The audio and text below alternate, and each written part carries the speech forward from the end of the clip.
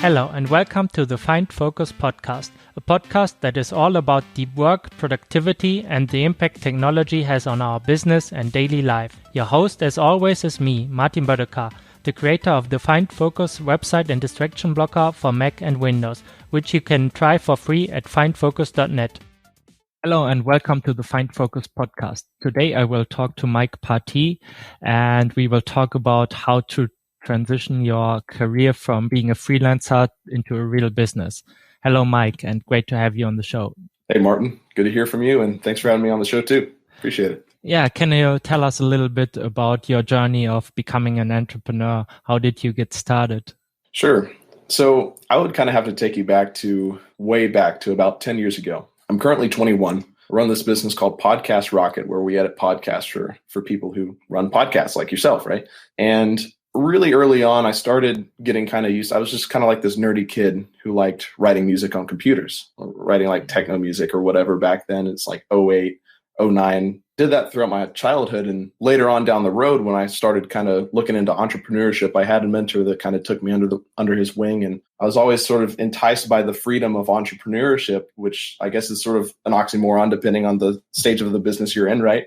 But was always sort of enticed by entrepreneurship. And so I figured by the time that you fast forward to now, I basically just kind of looked at the skill base that I had, which was music composition, audio engineering. I spent a lot of time just on weekends recording bands or setting up rigs for people in live concerts, and just had this huge, relatively speaking for a young guy, just this big skill base to kind of pull from to see, well, what do I know? And what does the market need? And how can I kind of reconcile those two things and create a business out of it? And so that's kind of how this business was sort of born was, well, the podcast editing world sort of checked a lot of boxes where it's something I knew how to do. I knew that it was going to be consistent enough. And because it was consistent enough, I didn't have to worry too much about just selling all the time. And it was remote and it just checked a lot of boxes. And here we are now, right? A year and a half later and really enjoying it. For you, what's the difference between being a freelancer and building an actual business? So I'll say the number one thing has been just the mindset. I'll tell you that when I actually began this business, the only goal that I had was that I just wanted practice in business. So Podcast Rocket has been around for about a year and a half or 2 years. And 2 years ago, I had nothing. I had, a couple of failed projects and just little things that nobody would ever be proud of. But, you learn from your mistakes and you learn a lot what not to do, right? But the mindset was back then was because I had nothing to show for all of the sort of work that I've been doing for several years. It's like, I just want to find something, just anything that'll work at this point. Like I'm frustrated. I just want to find anything that'll work. Let me get quote unquote practice on business. Like I just wanted to get practice, right? And then there came to a point where that sort of belief or that sort of mindset ended up not serving me in the sense that, well, if you're just practicing, when are you actually going to start playing the game? There's a certain point when you need to start thinking, well, beyond just, I just want to pay the bills or I just want to get practice. I think the biggest shift from being just a freelancer to somebody who is pursuing a big business, a real business that has employees and a large base of customers and serves a lot of people is what you're actually going after. So now it's like, we're not practicing now. We're playing the game. It's having that desire to really build like a multi-million-dollar company and waking up to that vision of, I want to build a multi-million-dollar company, not waking up and thinking, how am I going to pay the bills today? So I think that's been the biggest shift, I think. Awesome. What were some of the things that you would not like to do again and that you would not recommend anybody to do as well? So some blunders in the beginning. So basically what we do is it's a productized service, right? Which means that we basically take a service that you would fulfill yourself with your time and basically figure out what the patterns are so you can turn it into a product and resell it on a larger scale. It's a lot less, bespoke, a lot less custom, limiting the amount of variables. So with that in mind, one of the things that I would 100% do without a second doubt in my mind is that if you're going to be starting off in services, you need to hire sooner than you think you're going to, because you need to get out of the trenches of fulfilling all the work yourself and get to building out the systems and building out people and processes and get out of doing the service yourself so that you can become the entrepreneur, become the builder, and work on the business, not in the business, in the words of Michael Gerber with eMyth. Excellent book on the same topic as well. That would probably be the biggest blunder and also making sure that you're charging high enough too. So if you're not charging high enough, you're going to have a harder time sort of finding people to fulfill the work. You might actually be in a situation where I was, a while back, which is, well, you have too much work to fulfill yourself. You're not reaching your deadlines, but you also have too little work, or people are paying you too little for you to be able to hire anybody else full time. And so you really need to make sure that you dial that in correctly so that you can really become the entrepreneur and not be a worker in the business. Yeah, makes perfect sense. And you also mentioned that you had a mentor. How did you find him, and what have you learned from him? So I'd say my first mentor was a guy who I met actually through the music world. I was probably 13 or 14 and was just this super young guy, like I said, writing techno music on my computer, just doing this weird little hobby. And I was the only other person in town, in my city, that actually did what I was doing. And there was somebody who heard about what I was doing at the age that I was doing it and wanted to meet me. And so we ended up meeting up. We had a good chat about music and about workflows and about the creative process behind writing music. But the thing that I found really interesting at this point, which I didn't even imagine was possible, was I asked him, what do you do? Because this was a guy who was a bit older and had the freedom to be able to go see me on like 10 o'clock in the morning on a Tuesday, which was not even conceivable in my mind, because you think everybody works a 9 to 5. And I asked him, so like, what do you do? And he said, well, I'm an entrepreneur. I run a web design business and I own 12 properties that I rent out to families. And I was like, dang, if that's what you have, I want it. and since then, we've become great friends, and we're still really good friends too. But he kind of like took me under his wing and really showed me a lot of stuff that I'm just incredibly grateful for. So. Yeah, that's awesome. What would you consider your first major breakthrough when you were starting out? I think the biggest breakthrough was probably actually finally cracking the nut on how to acquire customers, right? Because previously it's like, I think that must be everybody's biggest problem in the beginning is, well, I've got this great idea. I've got this great product. How do I actually get it in front of people and be able to sell it? And so the biggest breakthrough, I think, was in the beginning, just learning how to drive traffic to a site, learning very basic web design skills so I could actually, so somebody could interface with what we're doing. And then also on top of that too, just getting better on the phone so that once somebody was actually interested in the product, that you weren't going to have a nervous breakdown when you're on a sales call. You could actually have a good conversation and be able to sell something confidently. I would say that just like learning sales in the beginning has been the biggest breakthrough so far. Is there any particular story that you remember? I remember the first sales I got from AdWords, which is ridiculous. It was like I turned them on one day and I woke up and there were like 3 or 4 sales and I was like, how did that happen? And I was like, oh wait, it's just from AdWords. I'm like, all right, that's cool. Before then, it was a little bit of a longer process. It was like, well, there was a lot of, I guess, persuasion involved before that. But this was just somebody who was genuinely interested in the service and just decided to, without even having to think about contacting me initially, was just like, oh, he's got everything that I need. I guess I'll buy. So it was just something that I guess I never really realized that was possible until it happened. So. Yeah, that's awesome. I still remember when I launched my Find Focus on Product Hunt, and my first customer who was paying the new price, about $100 for the lifetime version, was Brett McKay. So that was amazing. Oh, really? Wow, that's awesome. Yeah, there's just something amazing about just having, I guess, money appear out of the ether, and you're like, I don't know how that happened, but it happened. So. And Brett McKay, that's amazing. That's awesome. Love his blog, love his podcast. So good to hear.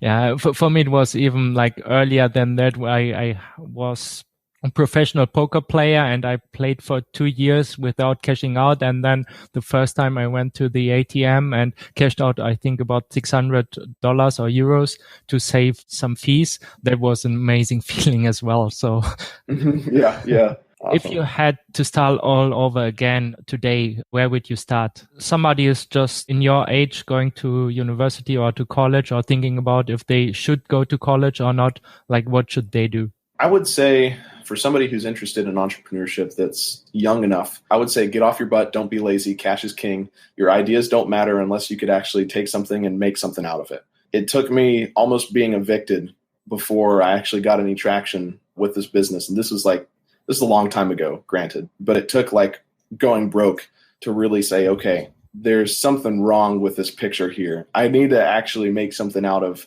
it's that talented kid who hasn't quite figured it out yet. And it's like, well, you got to have that fire. So, and also you got to want it bad enough. It's got to hurt bad enough not to do it. I mean, you just got to chase it. So hopefully that's a sufficient answer.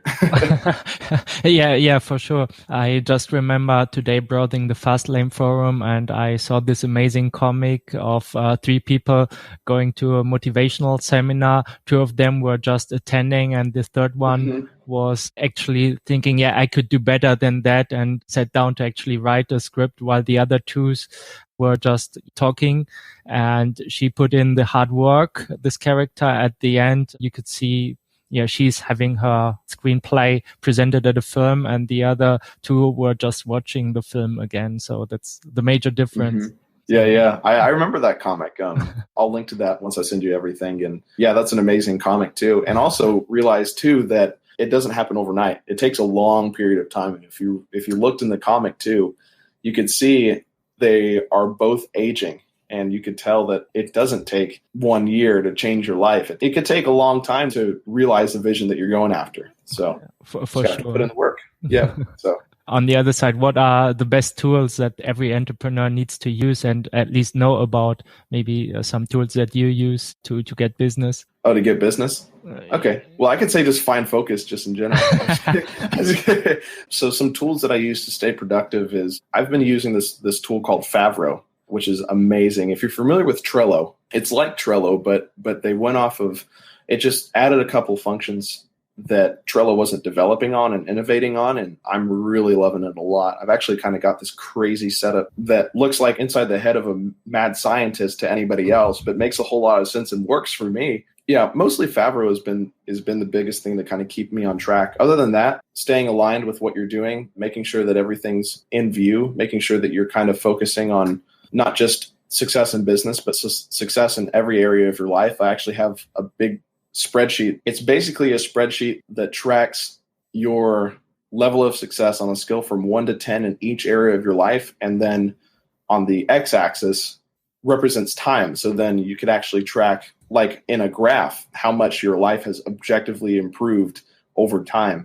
And I've been using that for a couple months now, and it's been awesome. I don't know if I'll release it publicly, but it's been really, really revolutionary in being able to kind of look at the whole picture and say, okay, where do I have to actually focus here? So that's been really helpful as well.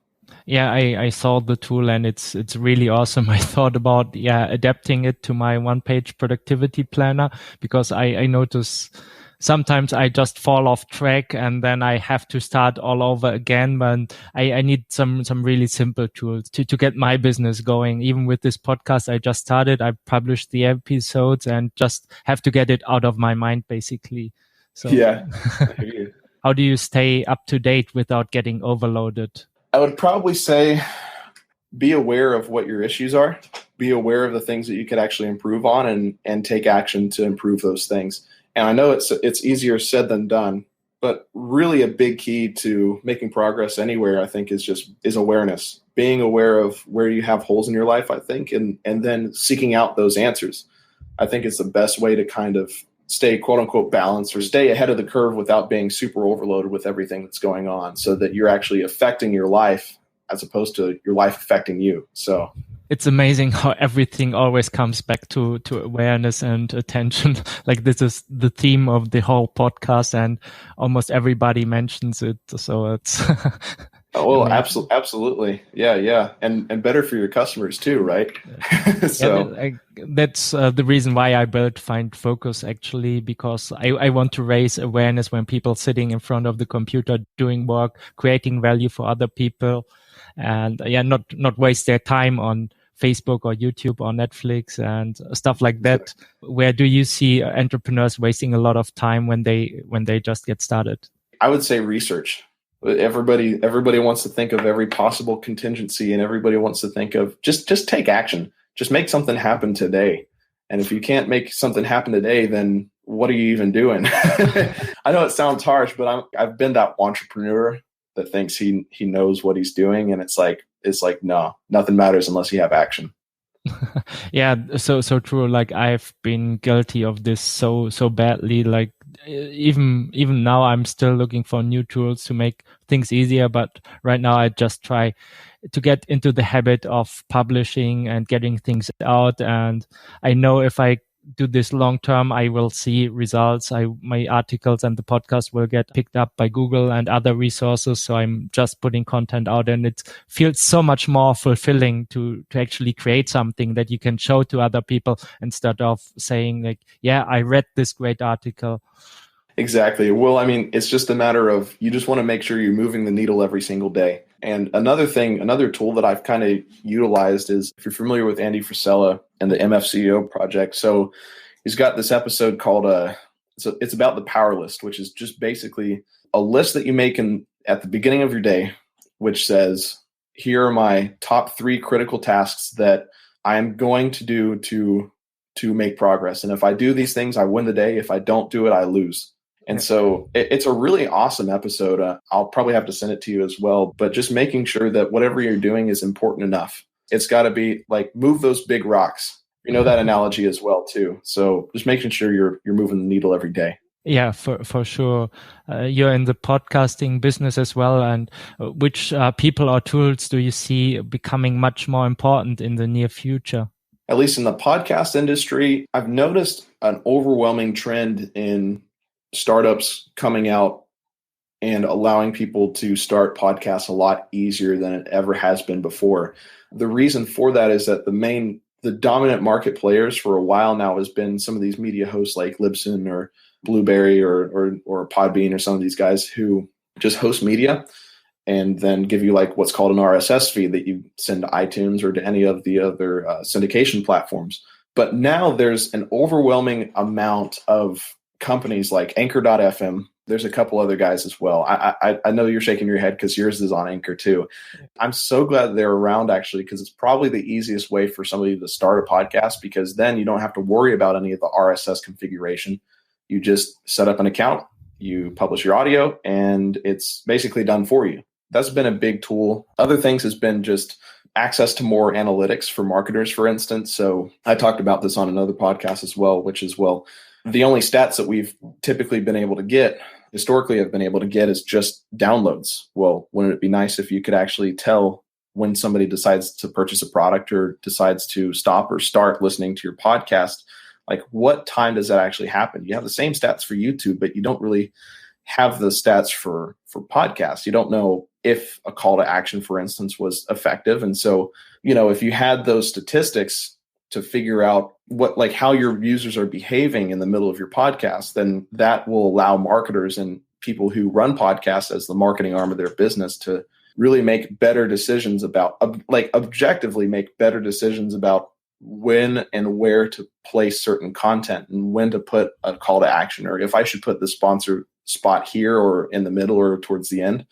It helps you make a lot better decisions on how to format your show. So that has been a growing trend as well. And I really hope that we continue to innovate in this space, because it's so untapped. I think people say that there's too many podcasts out there. I don't believe that for a minute. I think that there's so much more room for improvement in this area, and it's just a matter of time before people realize it. So yeah, that's the same what I do. I transcribe all the episodes and then actually try to transform them into a real blog post that people would actually read, not just publish the transcript that nobody reads, or only the people who skims through it anyway would read.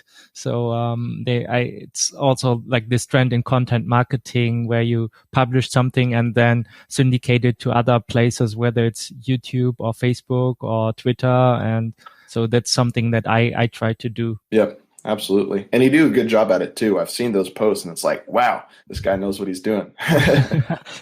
Yeah, I spend way too much time on research. At least you'd hope to, right? Yeah, but I spend a lot of time researching, and now I'm just putting things out there and just create, and this is so much more fulfilling, even if the first episodes were not edited, and I still leave them out there to see the progress I'm making over time. But it's so much more fulfilling to actually create, and that's what I would recommend to everybody who tries to start a business, is to start creating and not reading so much and then improving along the line. It will take some time anyway, and at the beginning it's good because nobody knows about you. That's a good thing, because then nobody sees how crappy you are. But if you got some practice, a couple of weeks or a couple of months, you will improve a lot. And then that's when more people will see your content and hopefully buy your product. What final thoughts do you have to help somebody to get started or to transform from being a freelancer to the next level like you have done? Sure thing. So I would say I'll take this question two different sides. So things to get started to become an entrepreneur, and things to get started to transition from being a freelancer to an enterprise, if that's what your position is, making sure it's relevant for both parties, right? So I think if you're just getting started in entrepreneurship, I would say, at least for services, I like services a lot because you could cash flow from day one. It's just a matter of you're trading time for money, right? And then once you actually end up scaling up, you're buying other people's time and selling it for more under the guise of your brand, right? And so I would say to get started, I would just simply find the closest person to you that you can help with the skills that you have. If it means you have to mow a neighbor's lawn, then go ahead and do it. It's just getting the practice, reaching out to people and performing these tasks for people, right? It may not necessarily be as scalable in the beginning, but it helps you sort of learn the ropes and you begin to get more distinctions along the way. So you start there. And then I would say, from somebody who may be the guy who's an overachiever and didn't just go to one neighbor, but he ended up going to the entire neighborhood or the entire city to go and mow their lawns. Like, say, for instance, if you've got a lawn care business at this point and you're just the only person that's doing it still, how do you transition from that freelancer lawn mowing guy to having an enterprise? And I think for me personally, it's been getting out of the mindset of just having practice in business, right? Okay, you had practice with just going to your neighbor. You had practice just going to your entire neighborhood. At what point are you going to play the game? At what point is it going to be important enough that you decide that this is something that you want to build? And so changing the mindset, number one, has been the most important thing. And then once you actually start scaling up, just find resources like eMyth so that you can start building out your processes. Start reading more literature on hiring, services in general. Start looking into how to develop a culture so that you don't want to bite your employees' heads off. Make sure you're hiring people for character. Make sure you hire people for character, not for skill, because you could have somebody that's skilled and be a pain to work with, right? You want to make sure that you're still enjoying the process on your climb up. And so those are just a couple little pointers. Like I said, I'm still on this journey just like anybody else. And my opinions of what I would say now is going to be different from what I say in 2 years when the business is a lot bigger. But that's where I would start. And that's how I would address both audiences of the person who wants to get started as an entrepreneur and the person who wants to grow up from freelancer to an enterprise. Yeah, great advice. I advise the same to people who just get started. Do not believe this whole, create info products right from the start, help actual people, get feedback, improve along the way. And then you have the foundation to build a real business. You're absolutely right. Yep. Couldn't agree more. So how can people find out more about your journey and your product and what you do? So you could go to podcastrocket.net. You're able to just go on the site. You could get a free quote there, or you could just call me on my cell. It's 850-2. Actually, I'm going to cut that out. Just kidding. But it is real. I do have my cell phone number on the site, so that if anybody needs anything, like absolutely anything, like I'm okay with somebody, like if somebody liked this episode, then they could just call me up and just say hi if they wanted to. So my contact information is on the site if you'd like, and we could just kind of go from there. So, yeah, awesome, Mike. Thank you for the interview. Yeah. Thank you, Martin, for having me on. It was a great talk. Appreciate it. Thanks for listening to the Find Focus podcast.